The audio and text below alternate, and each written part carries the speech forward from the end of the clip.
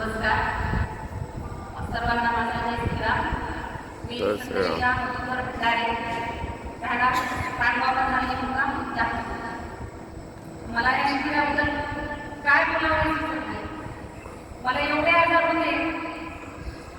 मी प्रथमतः आबा रेड्डी माझे काका आणि अलकाताई रेड्डी माझ्या बहिणी आहेत. या दोघांच्या प्रयत्नाने मी इथे आले. अलकाताई रेड्डी 2017 पासून या साधिका त्यांचे अनुभव तुम्ही मला ऐकलेला आहे. माझे अनुभव मी थोडक्यात सांगते.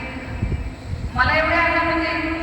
मला असं बसता येत नव्हतं. एक 5 मिनिट बसले की मला खुर्चीचा आजार व्हावा लागायचा किंवा भिंतीचा आजार व्हावा असं वाटायचा.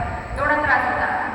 फंगल इन्फेक्शन होतं, डोळ्याचा आजार होता, मणक्याचा आजार होता, मानेला पडता, कमरेला पडता, असे मला बरेच आजार होते. पण इथे आल्यापासून मला कोणताच आजार जाणवत नाही. मला वाटत होतं मी कसं काय बसले आणि एवढे 7 दिवस मी करू शकणार नाही असं वाटत होतं. पण मी खूप मनातून झाले. मी खूप वर्षापासून 2017 पासून यावं अशी माझी अपेक्षा होती. पण मी शिक्षिका असल्यामुळे हे सगळं फॉलो करेन की नाही असं वाटतं. सकाळी उठणं, ज्यूस घेणं, दुपारी सलाड घेणं, 4 वाजताचा नाश्ता, संध्याकाळचं जेवण मला शक्य नव्हतं.